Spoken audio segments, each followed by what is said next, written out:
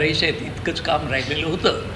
दरम्यानच्या काळामध्ये आमचं सरकारही गेलं, त्यामुळे आमच्या दृष्टीने जे काही प्रयत्न करायचे होते ते निश्चितच थांबले. काल परवा आपण पाहिलं आहे, फोटो पाहिला आहे की मुख्यमंत्र्यांची त्यांनी भेट घेतलेली आहे. आणि असं असताना अचानकपणे हा एक फार मोठा धक्का महाराष्ट्राला बसलेला आहे. एखादा उद्योग येतो, एखादा उद्योग येत नाही इथपर्यंत ठीक आहे, परंतु हा उद्योग हा खूपच महत्त्वाचा होता महाराष्ट्राच्या दृष्टीने.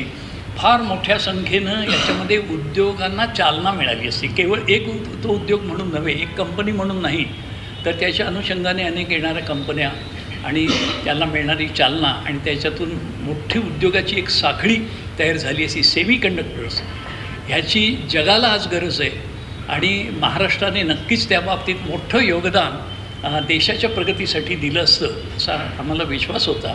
आणि अशा वेळेला एक धक्कादायक अशी बातमी आलेली आहे. असे किती उद्योग केंद्र सरकार, तर शेवटी असं अशा मोठ्या गुंतवणुकीच्या बाबतीत केंद्राचा शब्द हा महत्त्वाचा ठरतोच.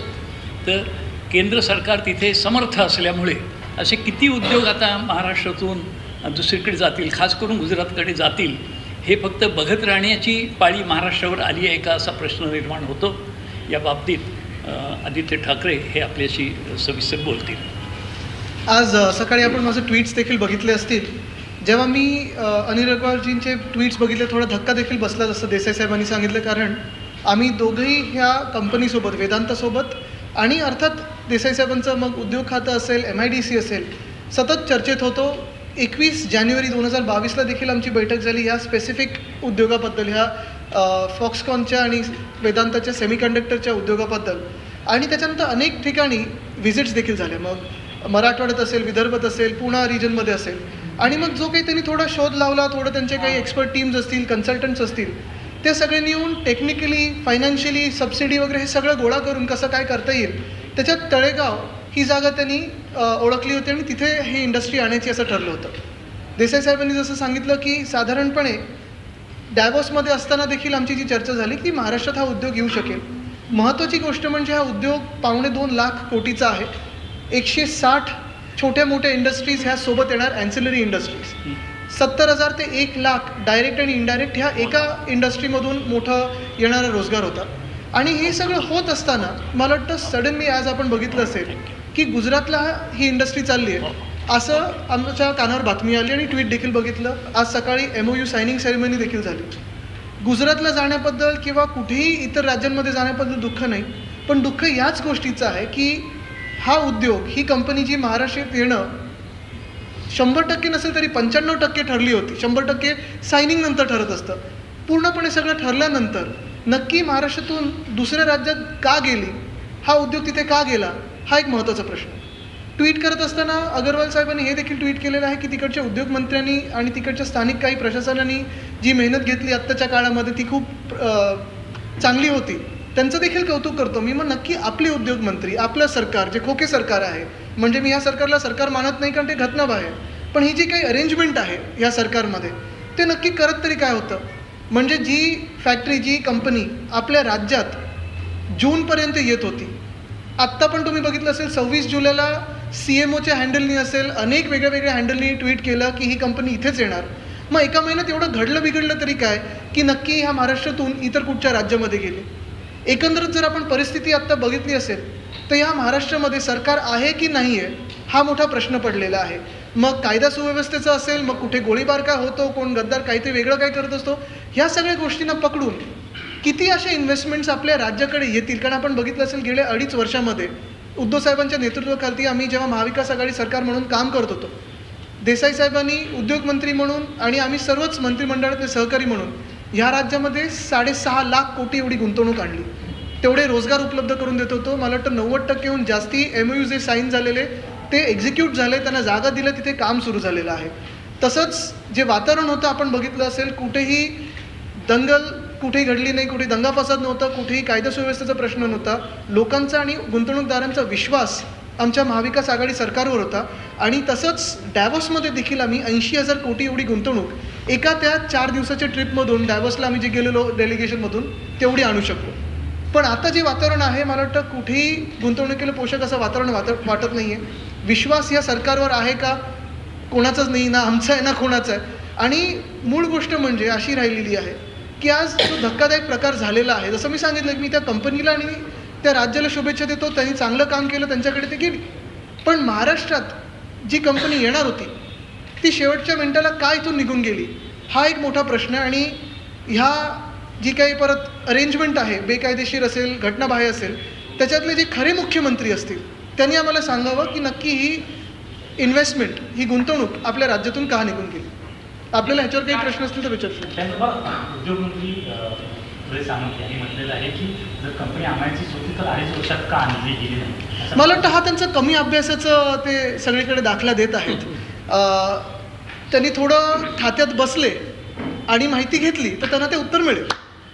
त्यांचं म्हणणं आहे की अधिकचे इन्सेंटिव्ह सुद्धा आम्ही देऊ केलेले आहेत. आमचं सरकार जे आहे हे उद्योग आणण्यासाठी सक्षम आहे, आम्ही फॉलो घेत आहोत. परंतु कंपनी जी बाहेर गेली त्यावर राजकारण करण्यापेक्षा आता त्यांना परत आणण्यासाठी ते प्रयत्न करावेत. काय आता हे सोपं असतं ह्याच्यावर राजकारण करू नये, आणि आम्ही देखील राजकारण करत नाही आहे. आम्ही उलट हेच सांगत होतो की कोविडच्या काळात राजकारण करू नका, हे उघडा ते उघडा राजकारण करू नका. राजकारण ज्यांनी करायचं होतं त्यांनी केलेलं आहे. आज आम्ही मागच्या सरकारमध्ये जे मंत्री म्हणून बसलेलो तिथे, जे जवळून ही पूर्ण प्रोसेस पाहिलेली आहे, जी कंपनी आपल्याकडे 100% येणारच होती ती बाजूच्या राज्यात का गेली, हा आज प्रश्न विचारतोय.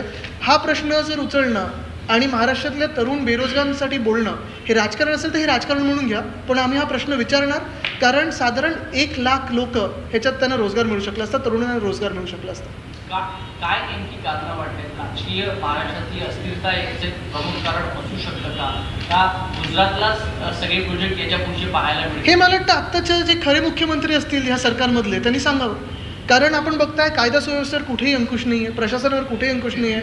रोज बदली होत आहे, कोणाची होते, कुठच्या डिपार्टमेंटमध्ये जात आहे हे कोणालाही काही ठाऊक नसताना कुठचा गुंतवणूकदार आपल्या राज्यात येईल हा मोठा आता प्रश्न पडलेला आहे सगळ्यांना. आपणच जर बातम्या बघितल्या, मला वाटतं ABPवरच दाखवलं एका आमदारांनी पिस्तूल काढलेली वगैरे होती. हे सगळं वातावरण मला वाटतं महाराष्ट्रासाठी चांगलं नाही. आणि म्हणून जे आज मी सकाळी पण सांगितलेलं आहे ट्विटच्या मार्फत की राजकारण आता कमी करून उगाच राजकीय आरोप प्रत्यारोप, राजकारण ह्याला फोडा त्याला फोडा, असंच सरकार, हे सगळं ठीक आहे. आता तुम्ही घराघर सगळीकडे फिरताय, पण जरा मंत्रालयात बसून कामं करणं गरजेचं आहे. आम्ही देखील डॅवोसला असू किंवा कुठूनही आम्ही ही कंपनी महाराष्ट्रात आणत होतो. म्हणजे 21 तारखेची जी आमची बैठक होती अनिल अग्रवाल साहेबांबरोबर, ते मी ट्विट पण केलेलं, त्यांनी पण ट्विट केलेलं, ही झूमवर होती.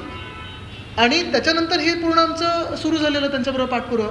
तसंच एअरबसची मोठी इन्व्हेस्टमेंट आता आपल्या देशात येऊ इच्छित आहे. ही वेदांत नाही तर एअरबस तरी महाराष्ट्रात यावी, आमची ही इच्छा आहे.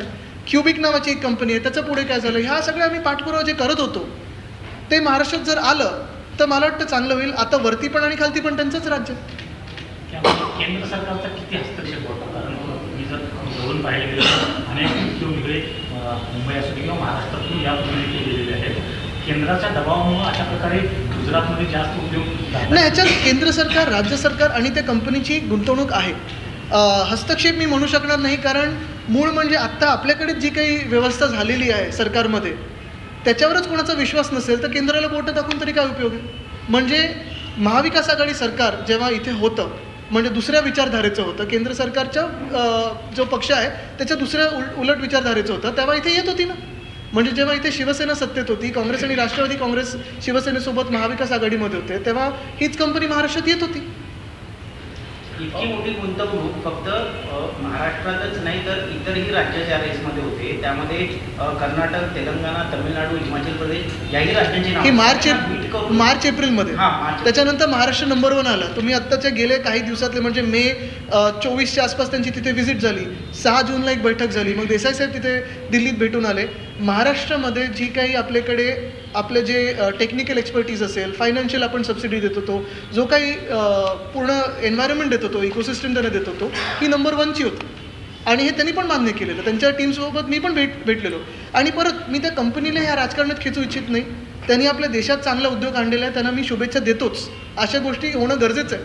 मी डॅवॉसला पण बोललेलो की नुसतं महाराष्ट्र नाही तर प्रत्येक राज्यांनी पुढे येणं गरजेचं आहे. खांद्याला खांद्या लावून देशाला पुढे नेणं गरजेचं आहे. सगळीकडे गुंतवणूक आली पाहिजे. तिकडच्या स्थानिक भूमिपुत्रांना सगळीकडे नोकऱ्या, रोजगार उपलब्ध झाला पाहिजे.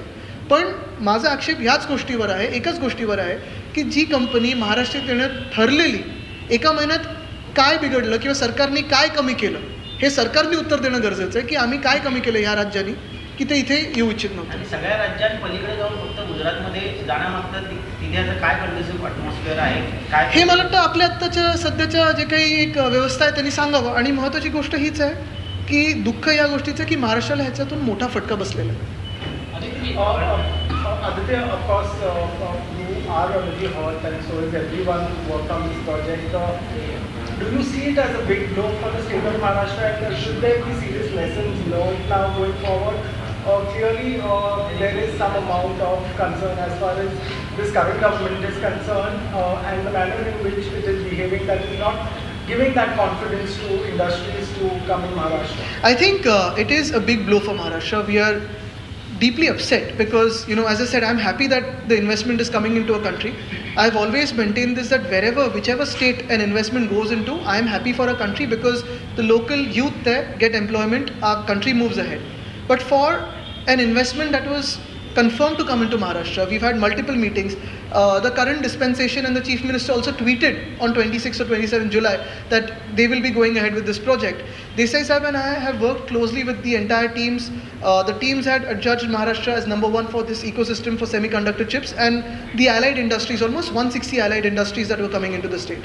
However, I personally believe that the conduct of this current unconstitutional dispensation, be it some of the MLAs firing their weapons, someone threatening someone beating up a contractor, someone just using rowdy language, this is not something that is worthy and dignified for any government. I believe that this is a big loss for Maharashtra. I hope that investments like at least Airbus and many more come into Maharashtra, and that is the only hope that we have right now. आदित्यजी, हे सरकार ज्या सत्तेत आहे, तुम्हाला असं वाटतं की महाराष्ट्र आणि मुंबईसाठी हे घातक आहे? कारण का याआधी देखील असे भाजप सत्तेत असताना बरेच प्रकल्प गुजरातला हलवण्यात आले होते. आता देखील हीच परिस्थिती नाही झालंय असं ना की स्वतःसाठी खोके आणि महाराष्ट्राला धोके, एवढंच झालेलं आहे. अजून काय? मुंबई महानगरपालिका म्हणजे तुम्ही बघा, मला वाटतं बाजीगरमध्ये होतं ते, हार के जीतने वाले को बाजीगर कहते, आणि ही जर इन्व्हेस्टमेंट घेतली तर जीत के हारने वाले को खोके सरकार कहते, असं ते झालेलं आहे. आदित्यजी, काल पैठणमध्ये मुख्यमंत्र्यांची सभा झाली. त्या सभेमध्ये त्यांनी असं म्हटलं की इतक्या दिवस आहेत किंवा इतके वर्ष मुंबईकर मराठी माणूस असं बोललं जात होतं, परंतु हे मुंबईकर किंवा हे मराठी माणूस दूर का फेकले गेले मुंबईच्या? मी त्यांना कुठचाही आरोप करू द्या, ते राजकारणातच व्यस्त आहेत. आणि आज मी हेच बोलतो की कधीतरी त्यांनी विचार करावा की ज्या खुर्चीवर बसलेले ते तिथे थोडं राजकारण बाजूला ठेवून, थोडे आरोप मागे ठेवून, जे आमच्यासोबत गद्दारी केले ते पण थोडं बाजूला ठेवून आत्ता तरी प्रशासनावर आणि कामावर जर थोडं लक्ष दिलं तर महाराष्ट्र थोडं आवरू शकेल. कारण त्यांचा कुठेही अंकुश दिसत नाही आहे. आपण बघा जे काही चाललं आहे या राज्यात, आणि आपल्याच मार्फत बातम्या येतात. तर मला वाटतं आज सगळ्यात मोठा प्रश्न हाच आहे की ह्या सरकारने ह्या इन्व्हेस्टमेंटवर लक्ष का नाही दिलं? एवढी मोठी इन्व्हेस्टमेंट जी महाराष्ट्रात येत होती त्याच्याकडे दुर्लक्ष का केलं आणि तिथे जाऊ का दिलं, हाच एक प्रश्न राहणार आहे. विरोधक असा आरोप करतात की जे प्रकल्प येत आहेत त्यांना देखील आपण विरोध करता, म्हणजे जसं की नाना. मला वाटतं एक स्पष्ट झालेलं आहे, त्याबद्दल पण भूमिका मी स्पष्ट त्यावेळी मांडलेली आहे. तिथे रत्नागिरीत जेव्हा जाईन तिथे पण मांडीन. पण आज मी फॉक्सकॉन आणि वेदांताबद्दलच बोलीन, कारण महत्त्वाचा मुद्दा हाच आहे की जी इन्व्हेस्टमेंट पूर्ण कॉन्क्रिटाईज झालेली आलेली महाराष्ट्रात, तिथून पळवण्यात त्यांचं यश किती मोठं आहे हे आपल्याला दिसलेलं आहे. आणि ते का म्हणून पळवलेलं आहे हा मोठा प्रश्न होता. So my last question, from being the front runners for this project, the state of Maharashtra, to being the only choice and then completely losing that, so there is some amount of significant work done by the previous government that really brought it to that level. That's what. Yes, of course, we've worked with those teams very closely, be it with Mr. Agarwal, be it with the entire team, the consultants. We've shown them the locations.